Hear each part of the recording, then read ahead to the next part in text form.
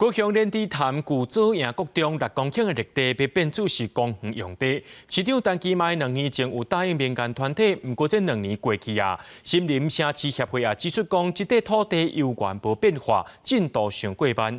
市政府的这公园处也回应讲，今年已经把这资料送到中央审核，要等中央通过，工务局才会当开始规划。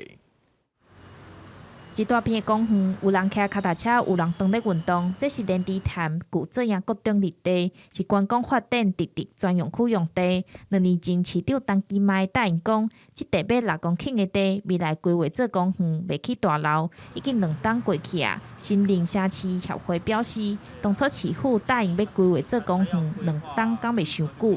个人是比较喜欢这种有草地啊，然后树木这样子。那尽量减少一些人工的设施啊，我想。伊的都市计划部分虽然高雄市已经通过啊，但是中央呢已经卡关超过半年。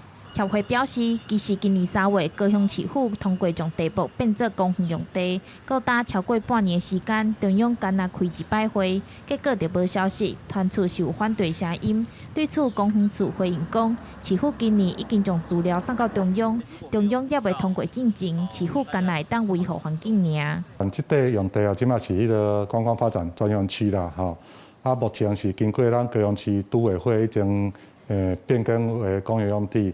那目前是去送中央咧做审查，咱公园处就针对这个基地部分，反正要做一寡绿美化的简易设施。协会认为，高雄过去土地开发的案件，一年来就有结果。不过，这件公园绿地案已经2冬犹原无完成，不望市府会当回应民意。